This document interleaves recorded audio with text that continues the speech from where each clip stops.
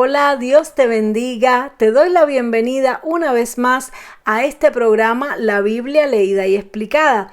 Hoy vamos a continuar y finalizar la lectura del capítulo 3 del Evangelio según San Marcos. Vamos a leer este pasaje que se titula La Madre y los Hermanos de Jesús, que se encuentra en los versículos desde el 31 hasta el 35. Pero antes, como siempre, vamos a orar. Padre, gracias te damos una vez más, Señor, por esta oportunidad de leer y estudiar tu palabra. Yo te ruego, Señor, que tú abras nuestro entendimiento, nuestros ojos espirituales, que tú deposites en mi espíritu tu bella y preciosa revelación, Señor, para poderla compartir con mis hermanos, Señor. Te damos gracias por tus misericordias, que son nuevas cada día, y nos encomendamos a ti en esta lectura y en este estudio. En el nombre poderoso de Jesús, amén y amén. Así que vamos a leer Marcos 3, verso 31, dice así: Vienen después sus hermanos y su madre, y quedándose afuera, enviaron a llamarle. Y la gente que estaba sentada alrededor de él le dijo: Tu madre y tus hermanos están afuera y te buscan. Él le respondió: ¿Quién es mi madre y mis hermanos? Y mirando a los que estaban sentados alrededor de él, dijo: He aquí mi madre y mis hermanos, porque todo aquel que hace la voluntad de Dios, ese es mi hermano y mi hermana y mi madre. Gloria a Dios. Tremendo pasaje, un pasaje breve, pero bastante profundo. Y si recordamos del capítulo anterior, dice que cuando Jesús estaba ministrando y haciendo milagros, estuvimos aprendiendo de que los suyos se acercaron a él para queriendo llevárselo porque pensaban que estaba fuera de sí. Y yo creo que de hecho ese versículo, que es el versículo 21, está relacionado precisamente con este otro pasaje del 31, porque ¿quiénes eran los suyos cuando se hablaba de Jesús? Pues precisamente su madre y sus hermanos. Y esto de los hermanos de Jesús es algo bastante polémico, sobre todo en las personas que son católicas, porque las personas católicas creen que María no tuvo más hijos. Creen que María pues solamente tuvo a Jesús en su virginidad y que luego quedó así y que luego ella no tuvo ni más relaciones sexuales, ni tuvo hijos, ni nada. Sin embargo, este es uno de los pasajes que nos hablan de que Jesús tenía hermanos, y de hecho hay otros pasajes que también dicen que Jesús tenía hermanos, y todo nos da a entender de que Jesús fue el primogénito. Realmente fue concebido en el vientre de María, siendo virgen María. Ella no había conocido varón. El Espíritu Santo puso ese embrión en su interior. Ella pudo ser madre siendo virgen. Pero después que ella tuvo a Jesús, ella consumó su matrimonio con José, el padre de Jesús, y ya dejó de ser virgen. Ella solamente fue virgen en el momento en que concibió a Jesús y lo dio a luz. Luego de eso, ella consumó su matrimonio y ella tuvo más hijos. Por lo tanto, Jesús tenía hermanos. Él era el primogénito, él era el hermano mayor, pero Jesús tenía más hermanos. Entonces, muchas veces los católicos, para poder tener a María en esta posición de Virgen Inmaculada Eterna, pues obvian estos pasajes de la Biblia, y yo les respeto mucho. Considero que muchos católicos son muy buenos cristianos, pero nosotros tenemos que decir la verdad según la palabra del Señor. Y la verdad según la palabra del Señor es que María fue una mujer extraordinaria. María fue es decir, como dice la palabra, bienaventurada y bendita entre todas las mujeres, porque fue escogida de entre todas las mujeres para traer a luz al Salvador. Qué mayor privilegio que este. Pero además María educó muy bien a Jesús. María lo cuidó muy bien y estuvo acompañándolo hasta el final, hasta el momento de la cruz. Y luego María también estuvo cuando Jesús resucitó. María estuvo entre los 120 20 que recibieron el Espíritu Santo en el aposento alto, y María fue una discípula de Jesús. Ella fue fiel en todo, fue una mujer súper extraordinaria, una mujer maravillosa, probablemente una de las mujeres más grandes y más extraordinarias de la Biblia, pero una mujer humana, una mujer grandiosa, maravillosa, pero ella no es, ella no es una diosa como las personas hoy en día. Muchos la han endiosado y le hacen imágenes y le hacen estatuas y le oran y le rezan a María, lo cual es incorrecto. A María debemos honrarla como honramos a Moisés, como honramos a David, como honramos a Daniel, grandes hombres de Dios, a Ruth, a Débora. Podemos decir que fue la mujer más grande de la Biblia, pero lo que no debemos hacer es orarle a ella.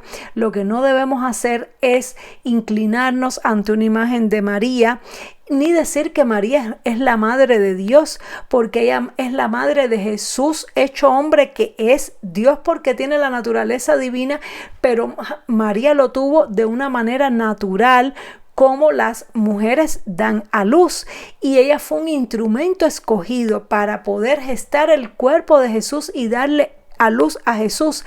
Pero Dios es eterno, Dios no tiene madre ni padre, Él es el Padre de las luces, Él es el único, y solo a Él toda la gloria y la honra, al Padre, al Hijo y al Espíritu Santo de Dios. Eso es muy importante que lo tengamos bien presente.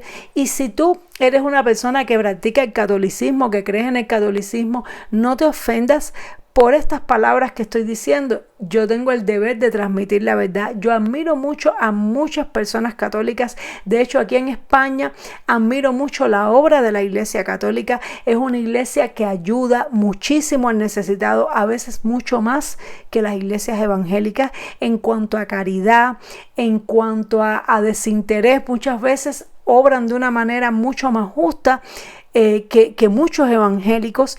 Y yo sí considero y creo que dentro del catolicismo hay personas que realmente tienen una fe viva y verdadera en Cristo, aunque también hay muchas personas que pues se han aferrado más bien a la religión y a lo que es los ritos y el culto a los objetos y a las imágenes, y no tienen una relación verdadera con Dios, que lo que hacen es repetir rezos. Y aunque esto sabemos que es así, y algunos adoran a María y adoran a otras personas muy usadas por Dios, pues entonces, pero aún así no pienso ni digo que todos los católicos no. Yo estoy segura de que como mismo hay cristianos que no van a heredar el reino de los cielos porque no obedecen al Señor, porque le llaman Señor, Señor y no hacen su voluntad. Estoy segura que hay algunas personas católicas que tienen una fe verdadera, que no adoran imágenes, que han escuchado la palabra, que han entendido la verdad y que han permanecido en el catolicismo porque tal vez tienen un cargo, porque tal vez llevan muchos años y sienten que Dios los usa desde allí.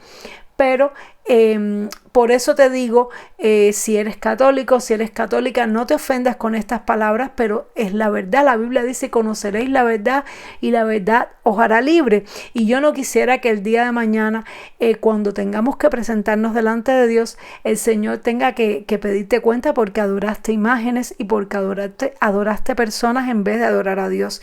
Nosotros no debemos adorar ni siquiera a Moisés, que él fue el mediador del antiguo pacto.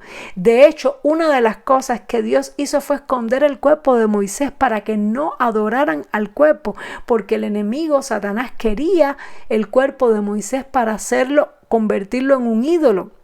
Y todo lo que se levante como ídolo delante de Dios es anatema. Por lo tanto, no convirtamos a María en algo que a Dios no le agrada. María es una gran sierva de Dios a la que honramos, a la que admiramos, pero no adoramos. Adoramos al único y Dios verdadero, al Padre, al Hijo y al Espíritu Santo. Y hecha esta aclaración muy importante, creo entonces vamos a ver qué pasó. Jesús, en medio de este contexto, sus hermanos y su madre vinieron a llamarle cuando él estaba predicando, cuando él estaba ministrando en una casa, estaba rodeado de personas, estaba predicando la palabra de Dios y ellos vinieron a llamarle. ¿Y por qué Jesús les atendió tan rudamente? ¿Por qué cuando le dijeron tu madre y tus hermanos están afuera y te buscan? Él les respondió, ¿quién es mi madre y mis hermanos? Porque él desconoció en ese momento a María y a sus hermanos, porque en ese momento, aunque su madre María y sus hermanos lo querían mucho, ellos eran del grupo que decían que Jesús estaba fuera de sí. Ellos eran del grupo que no creía en ese momento en lo que Jesús estaba haciendo, y vinieron a llamarle, vinieron a buscarle para que él interrumpiera lo que estaba haciendo para irse con ellos, y por eso él los desconoció. Y esto es algo tremendo, porque esto nos habla de que aunque nosotros debemos amar y cuidar y honrar a nuestra familia, nosotros tenemos que tener claro de no permitir que nuestra familia nos ponga obstáculos para hacer la voluntad de Dios y para cumplir el propósito de Dios. Y voy a poner un ejemplo, porque en este sentido hay mucha polémica. Algunas personas dicen, no, porque primero está la familia y después está la iglesia. Y yo sé que eso, desde un punto de vista general, entiendo por qué lo dicen y muchas veces tiene sentido.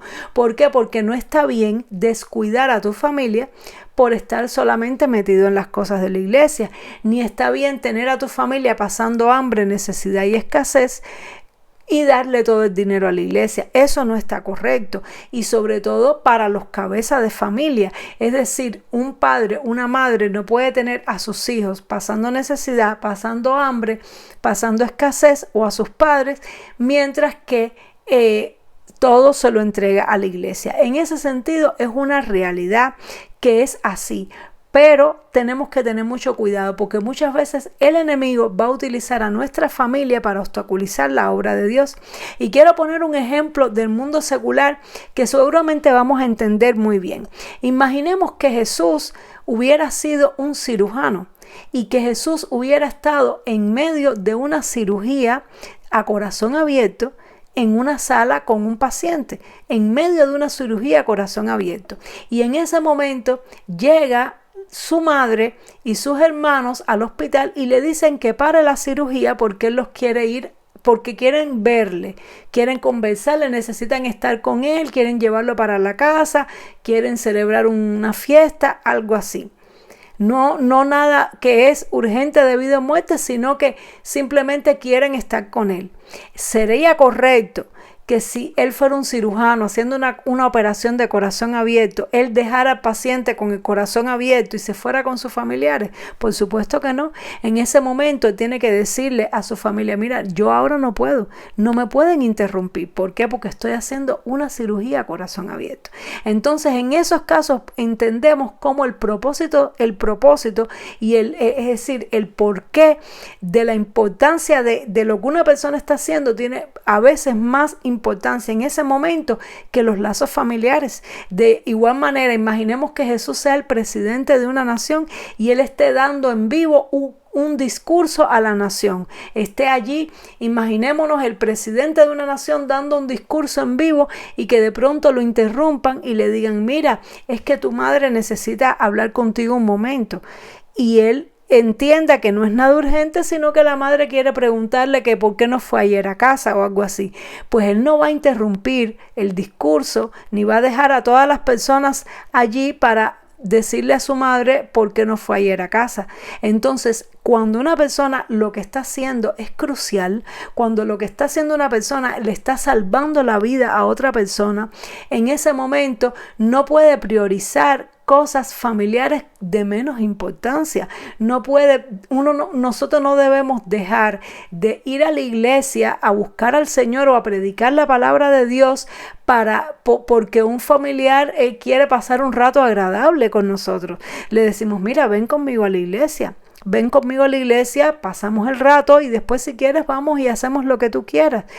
Si es una cosa de vida o muerte, si es una cosa, por ejemplo, el familiar está grave, requiere una atención importante o es algo que peligra su vida, su salud, en ese caso sí es posible que se entienda, que uno diga, mira, no puedo continuar en la iglesia ahora porque tengo que atender a mi familiar, no puedo continuar. Imagínate que estás en la iglesia y de pronto te avisan que un familiar tuyo tuvo un problema, un accidente, lo llevaron al hospital. En ese caso, sí debemos dejar lo que estamos haciendo e ir a atender eso. ¿Por qué? Porque en ese momento debemos mostrar el amor de Dios a nuestra familia y el cuidado de Dios a nuestra familia. No es un capricho de la familia, es una necesidad. Y cuando es así, pues entonces sí, la familia está primero que la iglesia. Pero lo que no puede ser es que el capricho de un familiar esté por encima del propósito de Dios para tu vida. Y yo muchas veces he visto muchos creyentes que dicen, yo no puedo ir a la iglesia este domingo porque tengo que ir a visitar, porque vienen a verme a mi casa, porque mi no sé quién viene a comer. Y dejan de ir a la iglesia para cocinar una comida para esa persona. Lo respeto, cada cual sabrá lo que hace delante de Dios, pero yo creo que eso no es forma de mostrarle ni al familiar ni a Dios quién ocupa el primer lugar en nuestra vida. A mí me parece que lo correcto en ese caso, por ejemplo, si viene un familiar de visita, es que preparemos la comida el día antes o que decidimos un presupuesto para ir a un restaurante después de la iglesia y le digamos a familia, mira, ven a casa, es decir, vamos a la iglesia si quieres conmigo y después vamos a un restaurante. Y si la persona dice, no, es que yo no quiero ir a la iglesia, dice, ok, pues entonces cuando yo salga de la iglesia vamos al restaurante, cuando yo salga de la iglesia nos vemos, porque de esa manera nosotros estamos adorando a Dios y demostrándole a la persona que Dios es primero. Ahora, no es el caso, vuelvo y repito, de un problema grave, de un accidente, de una situación. En este caso no era que la madre y los hermanos de Jesús tenían ningún problema grave. Ellos no tenían ningún problema grave, ellos no tenían ninguna situación que ameritara que Jesús dejara lo que estaba haciendo para ir a atenderlos, sino que ellos querían ver a Jesús.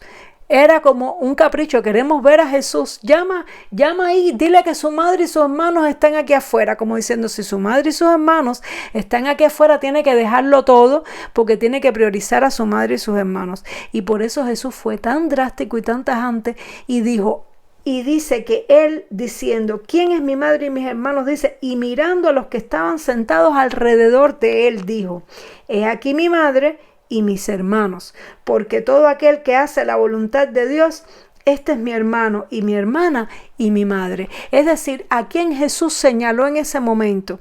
Él señaló a los que estaban sentados alrededor de él escuchando la palabra de Dios.